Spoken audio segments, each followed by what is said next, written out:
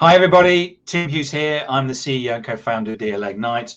I'm here with Mike Reynolds, and we're going to talk about new business models for the digital age. I always ask this question, Mike, just to get in straight away. Where can people get hold of you? Yeah, great question. Very active on LinkedIn. So certainly you can follow me on LinkedIn. Email, pretty easy, mike.reynolds@innovatemap.com. And I would say those would be the two primary places that people can follow or reach me. Okay, perfect. Thank you.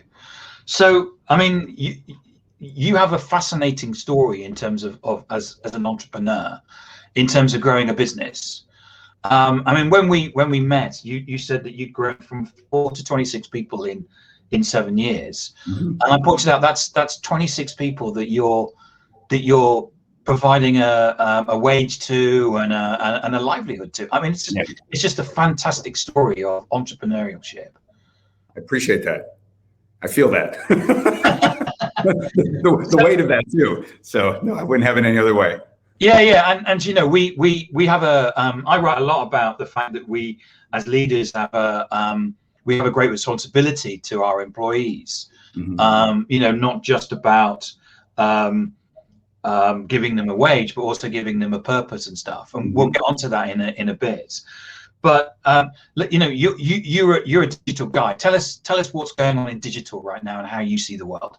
Oh, it's yeah, that is my world. I appreciate that backdrop. Yeah, so I mean, just even professionally, you know, what we do is we're a digital product agency, and so we're helping with the strategy of and design exclusively of digital products, which I would describe that a digital product being a website, a SaaS application, a mobile app, e-commerce, a lot of thought. It isn't just that that's coded well.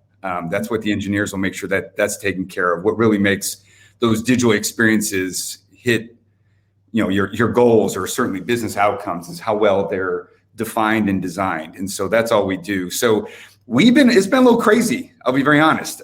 You know, is that COVID that's provided the craziness, or just? Yeah, I mean, we've been, first of all, I've been in digital products for almost 25 years. You know, primarily working at SaaS companies, playing, you know, the role that our firm plays for a SaaS company, and then you know, about.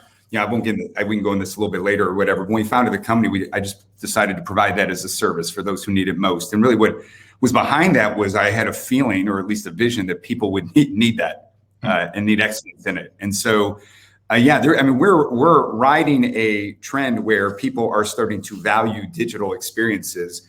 COVID accelerated that. It didn't create the trend as much as it did amplify it. And you know, I love giving like analog examples. I mean, if you're in the digital world, it makes sense if you're in the apps world. But even if you're like a restaurant, I don't know that anyone would open a restaurant today that didn't complement it with, you know, great website where people could order or see menus online, possibly even an integration to takeout or DoorDash or something like that. And so certainly the digital software world or the digital world has been growing crazy, but it's now been a wake up call post-COVID to non-digital worlds to think about digital. So yeah, it's hot. It'd be the biggest thing I'd say, and crazy as well. So I think someone told me, and I don't know if it was you. Someone said they got a friend that was opening in a restaurant, and I said, well, why would you do that? And they said, well, the first thing they did was they didn't buy any tables and chairs. They actually started off with takeout. Yeah. Which of course, in go back 2 years, you probably wouldn't even think about takeout. But you kind of got to think about things in a completely different way in this COVID digital world, don't you? You do, and I mean, you're going to see some straight up, very exclusive digital plays. But even if it's not a traditional digital play, it's going to have a digital complement to it. And I mean, you just even think of, you know, any retail. Warby Parker is a great example. You know, Dollar Shave Club is a great example. I mean, that's a razor and it's a pair of eyeglasses. They might one day have brick and mortar and in person as part of their brand experience, but those ideas started with digital. You know what I mean? And you know, even when they complement their offering or their higher mission with possibly brick and mortar or analog, digital is just core with how people find out about them, interact with their brand, buy products, renew, get those things, leave feedback, all the above. It's just, I always described him that, like, when I got into the space, digital and technology was like a vertical. Like, you had all the industry verticals. You had pharmaceuticals, healthcare, retail, media and entertainment. Then you had technology. You'd have the pure tech companies. What I've kind of seen over the last 5 years is technology is not a vertical, it's a horizontal. Yeah. It is an underlying piece of every business. It may not be your business. And I like to use banks as an example of that, like, or even a hospital, right? Like a hospital. I don't want a hospital to ever say, hey, we're a tech company. I want them to have great care and great medical expertise. But I wouldn't mind if I walked in and they had a kiosk where I could, and it kind of knew me, and it had my history versus me filling out 7 pieces of paper every time I walked in, right? Or maybe it had an app that I could follow progress on stuff. And so I think you're seeing even like and that's where I kind of give the example of digital specifically. And I'm citing digital technology. Technology is a big word. It also encapsulates like hardware and,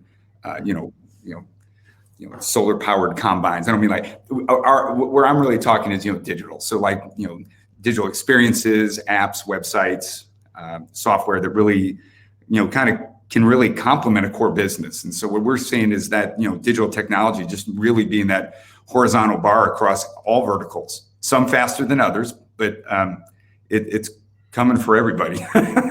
Yeah, we here in the UK 12 months ago, well, a bit longer than that, pre-COVID, it was like, no, you have to see the doctor face to face. No, you have to go to church and actually go to the service. No, you'd have to have piano lessons with the teacher. All of these things that had to be done face to face. And now, most churches are streaming their services. You can't see your doctor face to face here in the UK at the moment, because we're partly on lockdown. Yeah, and all of these things, the NHS, our National Health Service, had 1 million seats of Teams rolled out within like days, whereas before they didn't have it at all. Technology has become part of the delivery of every service, certainly here in the UK. No, I agree completely. I think this is where I kind of say, I'll just give you one quick comment. I don't believe it's all or not, or one or the other. I think that there's a healthy balance of both analog and digital. And I'll kind of point to just shopping as an example, or even TV, where like when an Amazon came, that didn't eliminate malls. It took market share for sure. If physical in person was 100% of market share, now digital ate into that. But it isn't. People still do enjoy, going to a mall. But that world, that vertical, if you will, is a high percentage of digital. Maybe it's 70-30 right now, or so forth. I think TV be the same thing.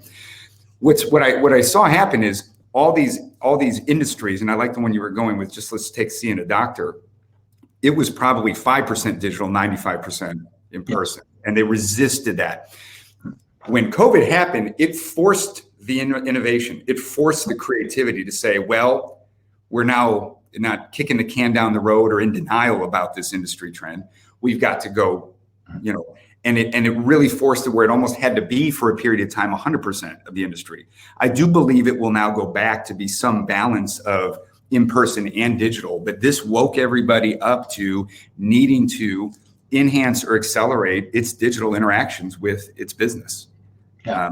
And I kind of feel like that's not even an opinion. It's almost a fact in most industries. I think it's a fact. I mean, there's a lot of people that are hoping it's all going to go back to the way it was, and they're all sitting there with their fingers crossed going, oh my God, I can't get any pipeline, but it will be okay in a month's time. And it ain't changing. Yeah. Some of the advancements are absolutely here to stay, and I stated that where I don't think it'd be exclusively digital now. I mean, there will be some industries where that is the case, but I think that you'll get some sentiment to go back. But I would be worried if you were in complete denial that it will die, the digital will die, and it'll go back exactly as it was. I don't know that I see that. That's just not how history has shown, ingenuity and innovation to take traction. So Mike, changing the subject a bit. You're an entrepreneur. You run a successful company. And you were telling me that in your business you have 6 values that Yes. you. So can you in 10 minutes can you talk us through those and why you see those as so successful as an entrepreneur and the way that you run your business? Because I think there's a lot of people that talk about it, but you're actually you live it. Yeah. This was really important to me right from the get-go, and I'll just even go all the way back. I decided to start Innovatemap in October of 2013, and it was January of 14, like in the 3rd month, that I sat down, with some of the other founding team members, and I said, we have got to document and solidify the type of company that we're going to create. And it's not so much there's the who is Innovatemap needed to be defined. What we do is our product and offering set. How we do it is our methodology and our process, right? Yeah. But who we are matters. It certainly matters in my line of business where we're a service and people are going to hire you, not just because of your competency, but also weigh pretty heavily in the interaction, the relationship, what you stand for, and that kind of stuff. And so, it could either be I didn't want to be reactive to that. I wanted to be very clear about what that is. So when we sat down at that time, we came up with our values. I'm proud to say we're in our 8th year. They haven't changed one bit. Right. And when I say I'm proud to say that is we've always held, as we've grown, our 6 values, and I do not mind sharing them. It's innovation, equity, partnership, excellence, community, and honesty. And I could unpack each of those, but it would take me quite a bit of time but I just wanted to say that we have them. They mean a lot to us here, but it is the lens that we hire for, and it is the lens that we fundamentally make all decisions by.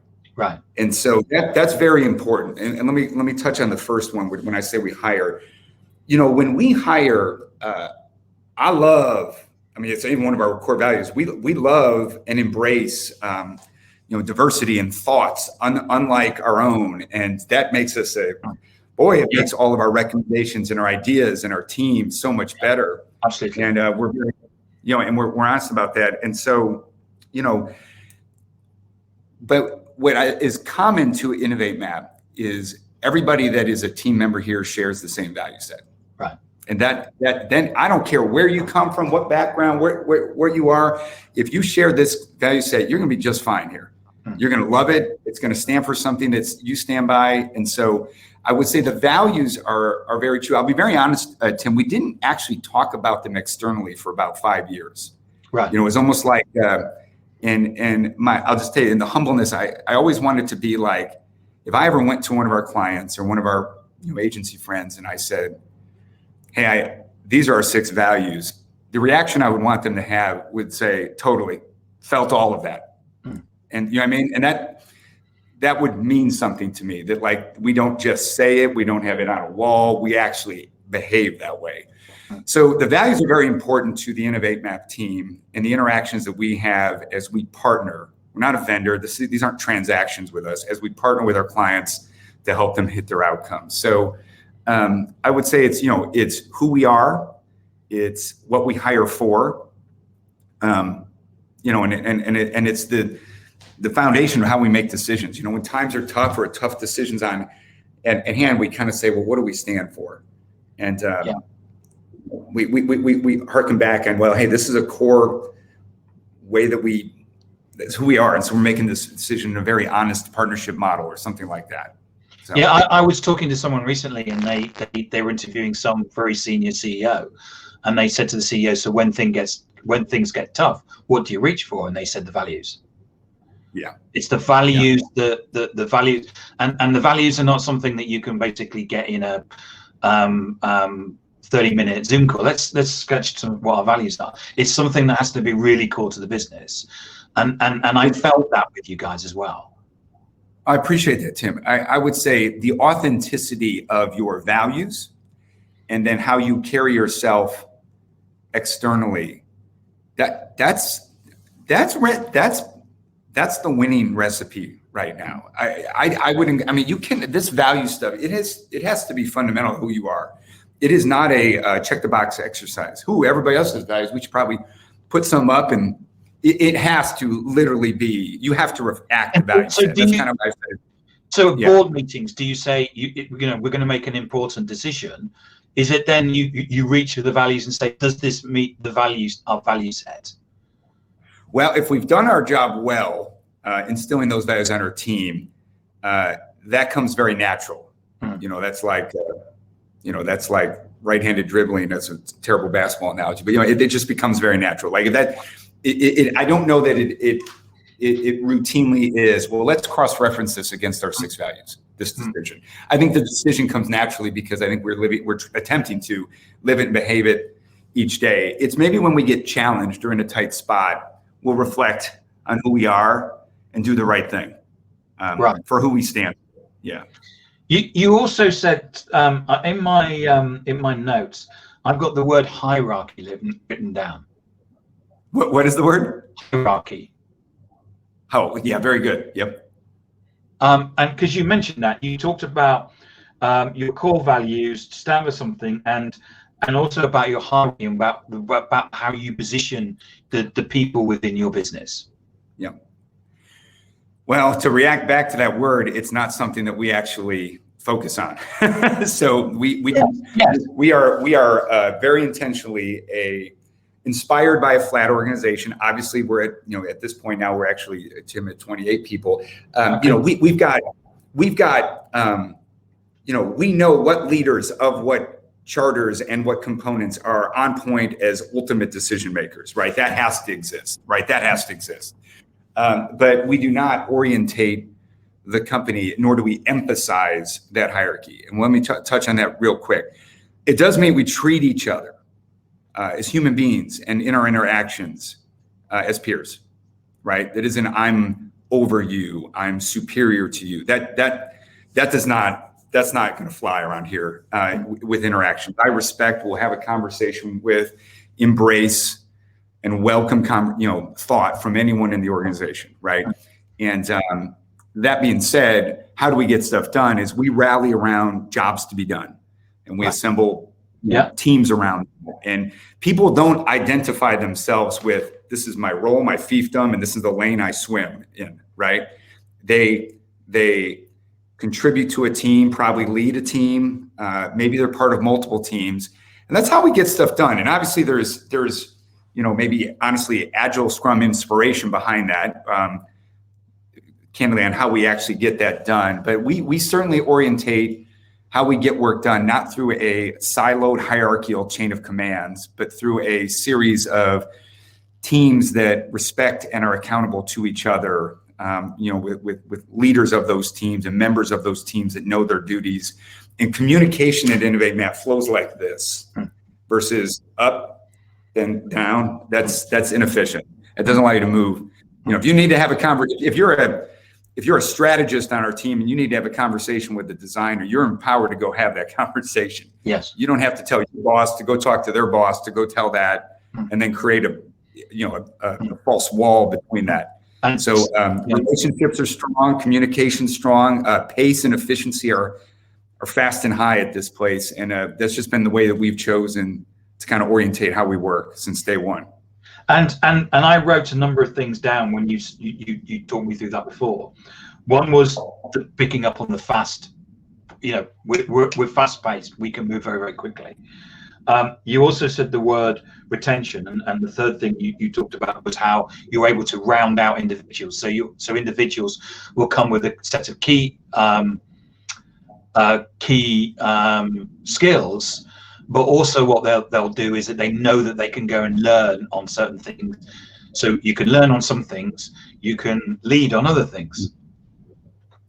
Yeah, it's if one thing is we're trying to hire to our values people that are of elite character, but they're also of elite skills, right? And so when you're trying to find strong talent, the ability to not only grow up and out, but also wide and not breadth and depth as options for you is just very appealing to a lot of the great talented team members we have. And I'll just give a real example of that is, if you're a UX designer at Innovatemap, in most companies, you are the UX designer, you report to the head of UX, and that's your world.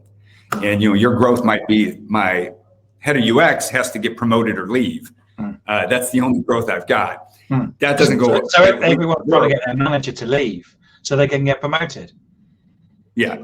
And so what we don't want our team members, especially when they get the experience of being an expert in the product field, and we want to retain our experts, right? And so one of the things that we've structured on is this infinite growth opportunity, where it's like, hey, there are other teams in the business that you could contribute to, and there might be temporary teams or more permanent teams. A lot of our own internal marketing.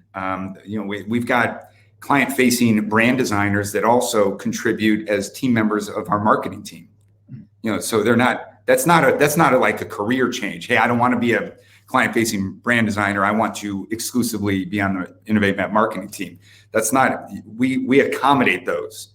It's just that and there's obviously management of that and working with people. But if someone's passion and skill set aligns with what the business needs and values, that's magic. You want to just create a world where that can happen versus like stifle it. Hey, that's not your job. It's not your role. You're really suppressing. Or you're going to have to go and ask permission, because then in the end you don't. Yeah. Very good.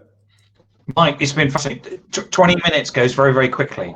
Thank you so much for coming on and sharing your insight in terms of the world of digital and your 6 values as well. It's amazing job that you're doing there, and I know it's we live in a tough world, and having even 28 people working for you is a great thing to do. Appreciate that. Yeah. So remind people where they can get hold of you. Yeah, LinkedIn's a great one, following Innovatemap, or following myself personally. I try to be active, but really we focus on the company. So LinkedIn's a great place. And then just direct email, mike.reynolds@innovatemap.com. Those would be the best places. Fantastic. Mike, thank you so much for spending the time today and sharing that with us. It's been fantastic. Thank you. Been my pleasure, Tim. Thank you. Thanks, Mike. See you soon. Bye.